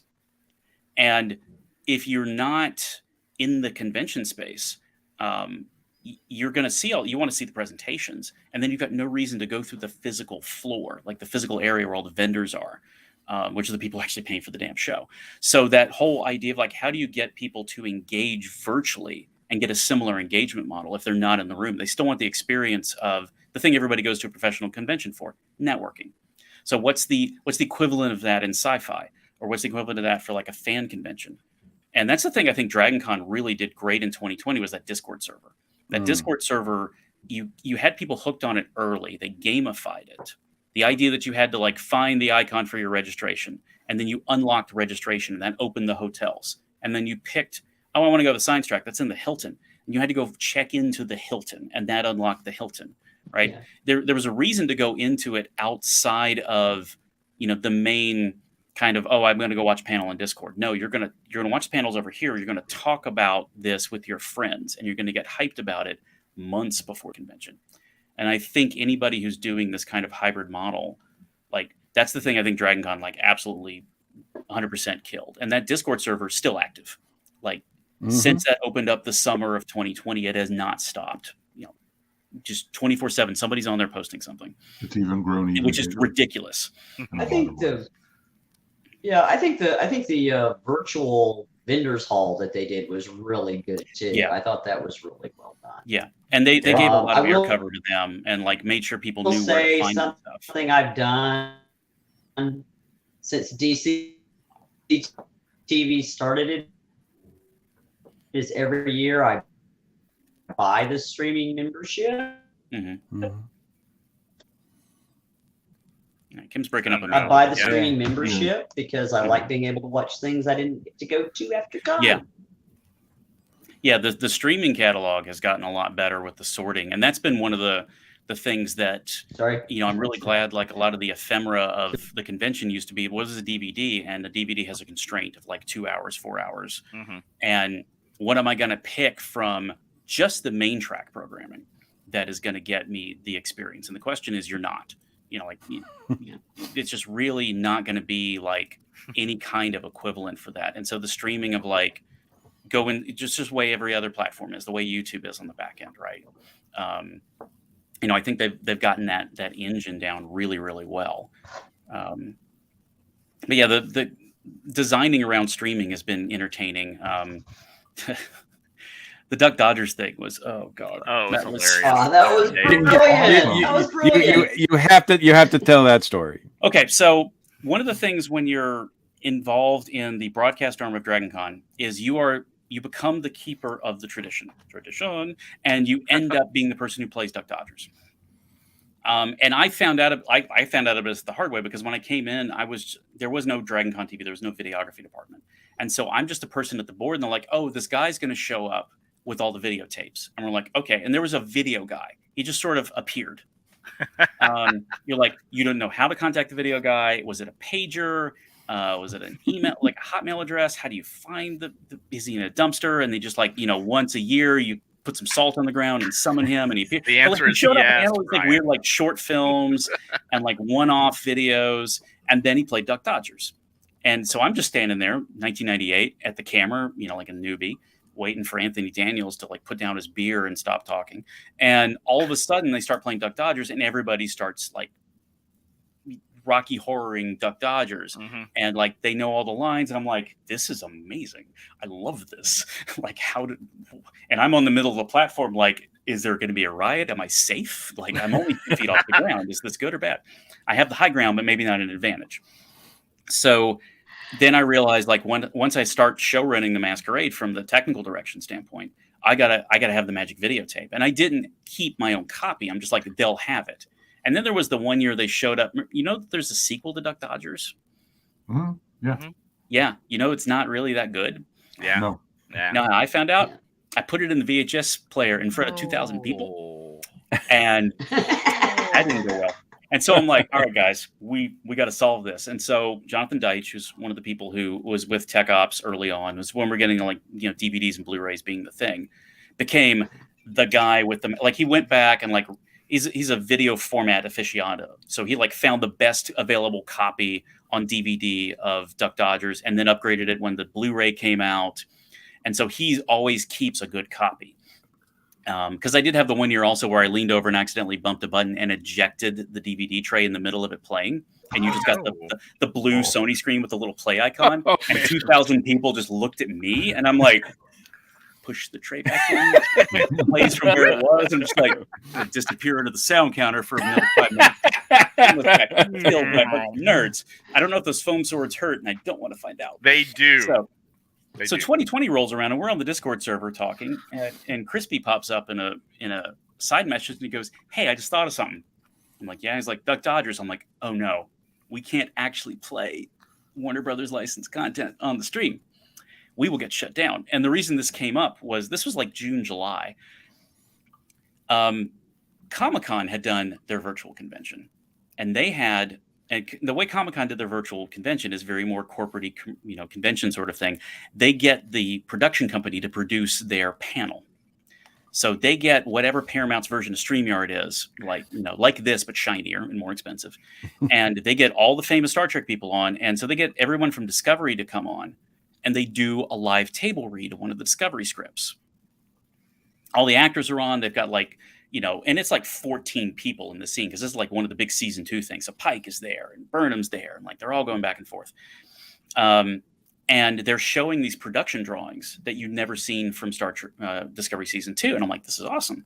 And then they're playing the cool Paramount, all the Star Trek music in the background, which is what got the stream shut down because they didn't do it on the Paramount stream; they did it on the Comic-Con stream. And the YouTube robot went, "You're not Paramount," and shut down Comic-Con stream in the middle of one of their biggest panels. Wow. And we all went, "Oh no, that's going to happen to us." And that's bad. I live up on a hill now in Oregon, so I'm fortified position. So I would have been fine, but my friends would have been trampled. I'm getting the sense that the 20 years working at Dragon Con has led to some paranoia, Brian. I like to think of it as preparedness for multiple scenarios. There we go. Okay. I once told a video, I was doing a side gig in video production. I was coaching some high school students on live production, and I pull out this toolbox full of adapters. And they're like, "Do you need all of these?" And I'm like, if I ever use everything in this box, something is going horribly, terribly wrong. You don't wait for the kitchen to catch fire to go on Grubhub and go fire extinguisher. You prepare for some scenarios you don't like. So we're looking at this how do we do this? And we're like, so we Quibi this. So at the time, there was this new video service called Quibi. Mm-hmm. Quibi is now a measure of time. I think a Quibi is 6 months. Yeah. So Quibi is more than the Scaramucci for those of you playing along at home with arbitrary measurements from the late or early 21st century. So Quibi had done a version of The Princess Bride in lockdown where they basically just got famous people to record short scenes from The Princess Bride and string it together into what they call a suited movie. Be Kind Rewind is an example of suited movies. It's the Swedish version of the movie. It's just a cheap recreation because they couldn't get the real thing. So we're like, great. We know some famous people. We're going to take the script, break it up into scenes, and give each one of the Dragon Con guests a scene.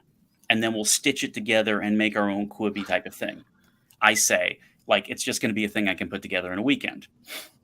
And so I do what I do with every project. I make a spreadsheet and I break down all the scenes in Duck Dodgers. And this is where I realized my mistake. There's I made a blog post about this a while back, and that's a long spreadsheet. I'm like, that's a lot of scenes. So I group them into things, and then we farm it out to people, and they send me stuff. And that was so much fun to work on because it's just all I did is I give them a direction of okay, I'm going to film the first scene myself. And then this gives you the kind of look at what we're going for. Here's the video format you have to give me. The video's not like this, video's like this. And then, you've got this time. Just don't do any licensed music. Don't do anything that Warner Brothers is really going to get mad about. Don't go too far from the script. And so that's how we get Bob and Carl dressed up in their little tiny costumes with the ray gun and the little disintegration vest on a stick, which is probably one of my favorite gags. Kirk Thatcher, who did the Dr. IQ High, the second segment. Kirk Thatcher is the guy who directed the Muppet Halloween special on Disney+. Yeah, the Haunted Mansion. Also the on the bus in Star Trek 4, the one with the whales. Guy's amazing. A part he reprised on Picard season 2. Mm-hmm. Kirk is so much fun. And Kirk actually pinged me. He was like, I haven't gotten my hands dirty on a puppet gig in a while. And then, of course, the next thing he announces is he's doing a Muppet special for, Disney+. So I don't know if I helped, but you're welcome, Disney. I would like some more Mandalorian, please. And the thing is, we told a very small number of people we were doing this. And we just sort of let people ride on we have something planned. We have something planned. We have something planned. And we're like, this could be great. This could be bad. Fortified Hill. I don't care too much, but let's see how it goes. And watching everybody in Discord just kind of lose their collective minds over it was the best part, because everybody's realizing as we get to the halftime break of the Masquerade that we can't actually run the real thing, and they're starting to freak out a little bit. And then they're like, oh no, this is this is so much fun. And then they're all spotting their friends, because we did a casting call for people doing the catchphrase yell, and then we would just stack them on top of each other. So the first time it's 2 or 3, and then the next time, and then finally it's just like a full video wall full of people. Nice. So that was a lot of fun. And, I think I had that done a couple days in advance, but I cut it kind of close, which is sort of a Dragon Con tradition. Sure. We sometimes get our best ideas in mid-August. Just like customers, right? That's the adrenaline working. Yeah. The Mad Max Peachtree Road bit that we did a couple years ago, we wrote that on like August 15th, and I'm like, we'll just do the trailer. And then I broke the trailer down, and the trailer is 93 shots in 2.5 minutes. Wow. Yep. So I did that to myself. That's amazing. Do we have any questions, comments for Brian? There was just a couple different things here that 2014 TechOps ran out of video connectors. Yeah. Con-wide. I'm pretty sure that some of my personal connectors are still in the basement of the Sheridan. Wow. I think the first time we talked to you, you were actually in the process of helping them put fiber optics over to the West End. Yeah. So back when Dragon Con was a hotel, cool. And then they added the Marriott. And we're like, cool, the Marriott. And they're like, hey, we want to be able to broadcast the Masquerade in the Marriott. We weren't doing the full Dragon Con TV thing. And I'm like, well, it's across the street. How do we do that? And they're like, oh, we have a microwave link.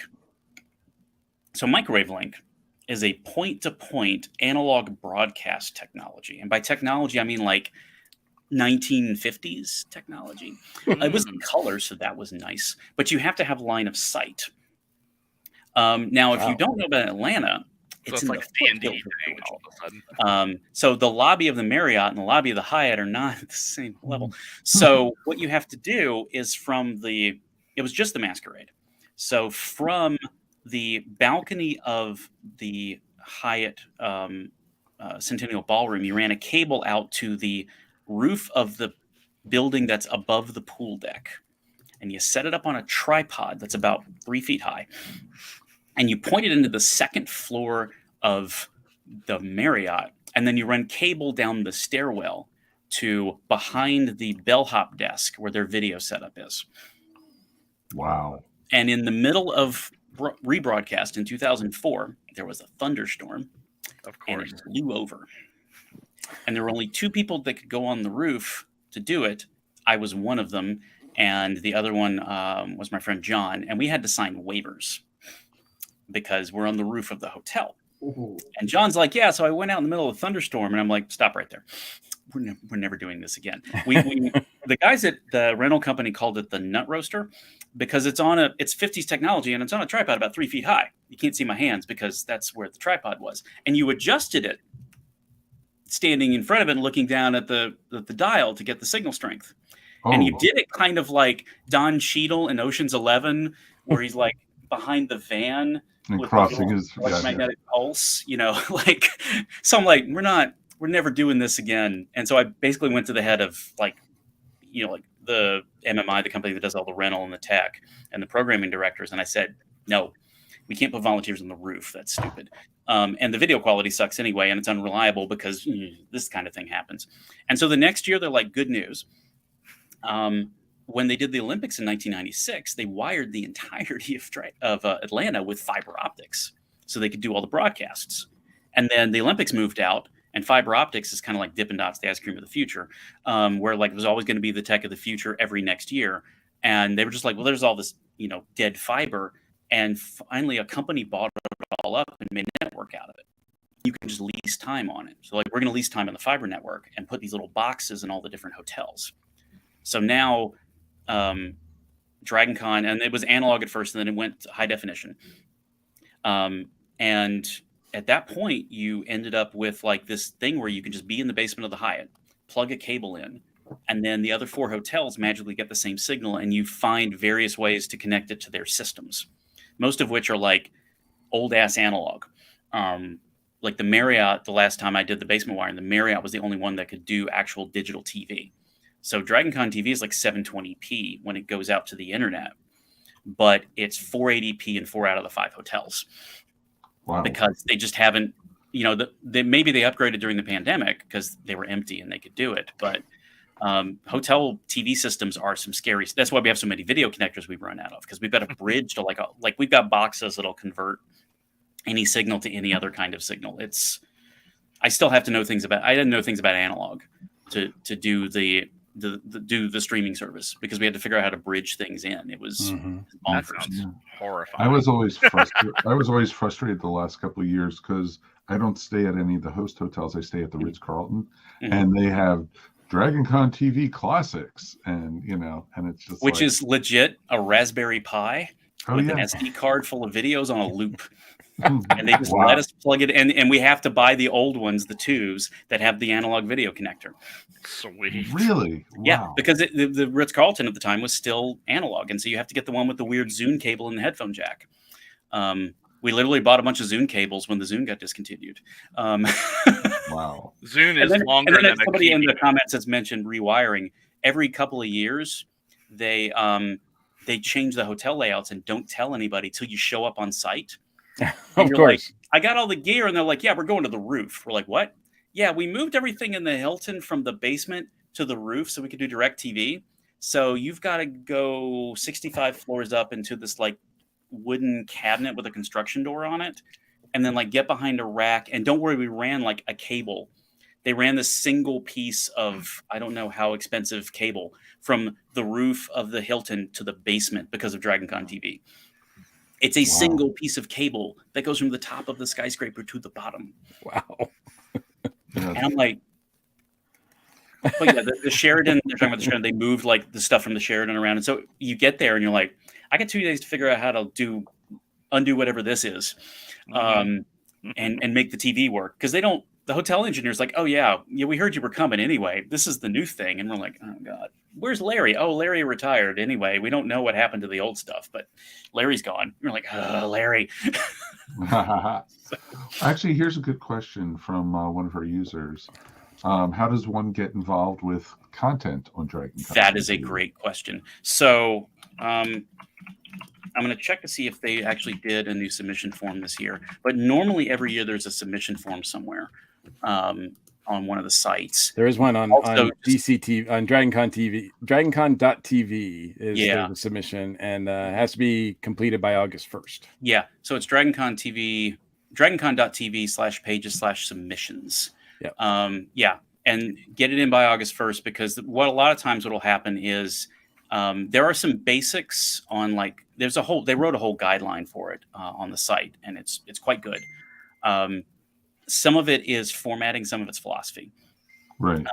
The general thing when you submit to DragonCon TV is you've got like a couple different categories.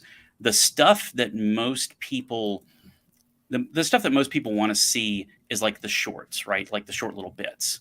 So if you're doing like a fan film or a music video that's going to run on the channel, but not in between a panel, that can't be any longer than 10 minutes.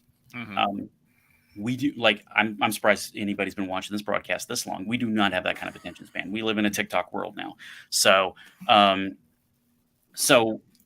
minutes is really kind of pushing it for those. The stuff that runs in between the panels, we really want it to be under 2 minutes. Because we've watched attention span. We've like seriously watched people's attention span, and stuff I produce that's longer than 2. I'm like, yeah, this is where people lose it. And, you hate cutting jokes, but if you want people to actually like latch into it, it's a thing you have to think about. Like, why is an infomercial not really any longer than 2 minutes when people buy out that airtime? So you can make a good comedic punch in 20 seconds if you have to. Some of our best jokes are like 15 to 20 seconds. And then some of them are 2 minutes with 15 seconds of material spread across the 2 minutes, like a thin layer of peanut butter at the end of the jar. So like you can get that in. And then the August 1st feels like it's close, but it gives us time to like give feedback and tune stuff. I mean, we've had people show up on the day with like a tape or a USB drive. Can you play this? And we're like, no, we don't know what it is. Yeah. Well, I thought it was crazy. The one year we were sitting in one of the big ballrooms, and all of a sudden they were showing Dragon Con TV, and Darren, my tour video Came up on Dragon Con. I was like, oh my God, I'm on like, DCTV. What the It's hell? like, what are we doing? How did that happen? What the hell? They know about us, Mike. They know about us. They're coming I to get know. us. Speaking of paranoia. But when I get to the con, the first thing me and my friends do, we go to registration, get our badges, we go grab some sushi, we come back to the room, we're chilling out, we're unpacking, and DCTV is on. Yeah, the TV. It's the I best used way to- to like get into that mind space, and we are now at the con. So we used to get comments from people like on a Wednesday. People were calling down the hotel desk going like, hey, where is it? And we're like, I'm packing the truck. Like, and so we started going like a week early and doing all the tests, like getting all the stuff planted into the basements. And then we would leave up a test reel. And before it was like a 2-hour DVD loop. And then we got complaints that they were showing the tape. Like they would call in hotel desk and go, hey, can you tell the Dragon Con people that they're like playing the same stuff over and over again? And then I get like stuff on Twitter. They'd be on Twitter like, hey, what are you going to run more videos? This is just last year's crap. And I'm like, I'm in my pajamas. Like, I haven't even like gotten coffee and it's Tuesday. Like, I still have to do my job. And then I go to the hotel. Yeah, So like, so I'm we've still in actually started like Portland, dude. leaving like Come on. full like programmed stuff down there. So, Wow. So they like let everybody who gets in early have a little bit of that fix and feel, get them kind of warmed up to being at the con. One last question for you regarding volunteering for tech ops in particular. Mhm. Is there, I mean, I would imagine there's some sort of requirements made, but I would imagine it's also for those people who want to get experience. It sounds like a Mhm. great opportunity Yeah. So to learn a smaller lot. crews like, Dragon Con TV, or like there are crews that require specialized skills. So like if you want to be an ASL interpreter, you can't just randomly show up. Like they look for certifications, medics, the same kind of thing. Dragon Con TV has some positions that are like fairly specialized, and they have some areas where like if you have some skill, it's a great place to learn. And the places where you get the best exposure to kind of the broad area of the convention really are tech ops and safety. And tech ops runs sound schools. So they've got their own Facebook group. They're pretty actively recruiting this year, but they will like set up all the sound gear in a warehouse outside, closer to Conyers, a company called MMI, and they'll just basically set everything up in the warehouse, and they'll walk you through how soundboard works. They'll walk you through mic setups. They'll walk you through like the different type of problems you run into. This is the setup for a track room. This is the setup for a medium-sized ballroom. This is the exact board we're going to put in Centennial 2-3. And then depending on your skill level, there's a lot of different jobs you can do. And in some cases, tech ops, the job you might end up doing is like running radios or, being just what they call a runner. So you can like at least get the lay of the land and figure out like, okay, I have to know what the difference between an XLR and a 1/4 inch just to get the right cable to the right person. And if there's a job where you want to sit in a room and just push buttons for 8 hours a day, cool. They can hook you up with that. If you want to wander and see the whole hotel, somebody's got something for that. But there's like art show's a good one.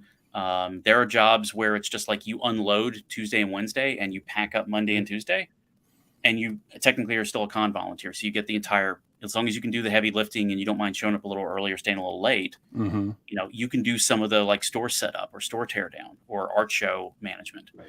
So there's a ton of different Vendors opportunities. Hall does that. Vendors Hall does that. They start like on Monday or Tuesday. Mm-hmm. So yeah, there's different ways to support it. And honestly, not everybody has to volunteer. Some people have volunteered and decided like, you know what, I like to go to the show, and showing up, buying the membership, showing up supports Dragon Con.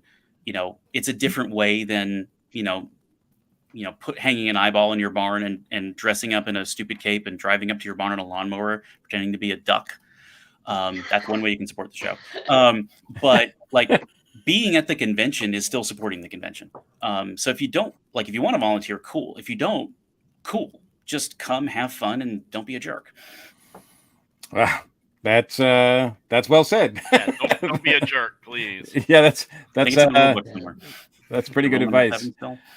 Well, very cool. It's been amazing having you join us this month on the report. We appreciate it a lot. But I think it's time, guys. We've already lost Jen. Unfortunately, the power went out where she lives. That Texas electrical grid is just holding up. They need tech ops. They need tech ops where Jen is. That's for sure. Yeah. How many extension cords do we need to? Never mind. So how much fiber optic is that? Long ones, but not that long. They would not survive through Mississippi. Those things would be grabbed in a heart. That's true. So true. So yeah, we're gonna draw a close to the 6th episode of the 2022 Dragon Con report. Brian, thanks again for joining us. For those people who want to know what you're up to, is there anything you want to plug? I'm Silicon Chef on Twitter and YouTube, and I've got profiles on Facebook and Instagram as well. I moved out to Oregon 3 years ago. We already said that. I am doing an on-again, off-again home improvement series called Nerdsteading on YouTube on my channel, Silicon Chef. And I bought 6 acres with an extremely patchy barn, and my pandemic project was basically rebuilding the workshop. So you can see me sitting under a leaky roof and swear about lumber prices in the heat of the pandemic. And I'm going to get around to editing everything from last year sometime this year. I shot way too much video for that project. Plus, I have a full-time job. So it's been a weird couple of years, but I now have a functioning workshop. And you can also see some of the adventures of Gandalf the Shop Cat on my YouTube Shorts and Instagram. Oh, nice. A cat came and adopted us. Occasionally kills mice in my barn and looks fabulous while he's doing it. Awesome. And you will be at Dragon Con this year, correct? I will be at Dragon Con. Awesome. Kim, thank you so much for being here as well, representing the newbies. Do you want to tell everybody where they can go and find out more about the newbies group? You can find us on Facebook at Dragon Con Newbies. And again, this year we will be having newbie tours on Thursday from noon until 4. And then we will have a newbie Q&A on Thursday evening, and on Friday mornings we will be doing Dragon Con 101 for newbies. So that's where you can find us at. Yes. And for all those people who are watching, listening, et cetera, this doesn't have to be, you don't have to be a literal newbie to participate in these things. No. There's always you do not have to be a newbie to join the group. You could just be, I'm coming back after several years, or I've had people that tell me, they come take the tour because they don't know where everything is. But you do not have to be actually a newbie, No, it's always nice because even, veterans need a refresher every once in a while. Absolutely. Like I said, I've been going since '94 and I still have questions. They keep moving stuff. Well, that's true. They do. Changing the carpet. Like, what the hell? The carpet. The carpet. Oh, that carpet's changed 3 times since I started going to Dragon Con. All right. And I want to give a big shout out to our station crew. Of course, Jen, thank you so much for the time you could spend with us. We appreciate it, of course. And for those people who want to follow, Jen has that group, the parties group. Oh man, I had it written down here. Dragon Con parties, meetups, and more on Facebook. And more on Facebook. Michael, you can find me there. Oh wow. Okay. So yeah. So we always have a link to that in our show notes. So you want to check that out. Next month is going to be all about parties. We're going to be focusing on parties next month. So I don't even know if I'm really qualified to be on next month, but we'll see. Darren, thank you so much for joining us once again. You're welcome, sir. Anytime. And anything you want to promote? Well, we just did The Adventures of Priscilla, Queen of the Desert for ESO. So much fun. Pride Month. That was fun. And I'm on Legion of Substitute Podcasters, where we talk about Legion of Superheroes whenever DC decides to publish the book. So that happens on occasion. So that's where I am. Come find me. Yes. And of course, Director Faber, thank you, for which none of this would be possible without you, man. Oh, you wouldn't believe what I've gone through for you guys this week to get this thing ready. Well, I think maybe Brian might understand, but you know. Yeah. Probably. Yeah, Faber's our own little tech ops guy. So, so yeah, we appreciate him a lot. Oh, I love it. It's so much fun to me. I enjoy it. I will believe that someday. Special thanks to all of our viewers, our listeners, friends, fans. We try to cover all we can with these specials, these reports we do. But to keep up with the latest news, please check out the official DragonCon website, all the social media outlets, including Facebook, Instagram, Twitter, Discord. All the fan tracks are active on Facebook and various social media, so be sure to check them out. We are a proud member of the ESO Network. We have a TeePublic store filled with all kinds of cool stuff, including a very cool design for the DragonCon Report podcast. There's a link for that in this episode's show notes. And if you go to esonetwork.com, you can just go to the top of the page and click that link. We also have a Patreon page. And thank you once again to all our patrons for all your support. You can help support our show. If you don't want to pay, you can support the show by leaving a review on whatever platform you're watching or listening to us. You can also access past episodes at DragonConReport.com. If you'd like to leave us direct feedback or comment on the show, give us ideas for questions, guests, anything you want, please email us at feedback@DragonConReport.com. Or you can reach out to us all our social media as well. We have an Instagram page or account, Facebook, Twitter. We're all there too. Thanks for watching. Thanks for listening. I'm your host, Mike Gordon. And as always, it has been my pleasure. Take care, stay safe, and we look forward to seeing y'all at the con. Bye. Miss you already. Bye. Bye. Bye.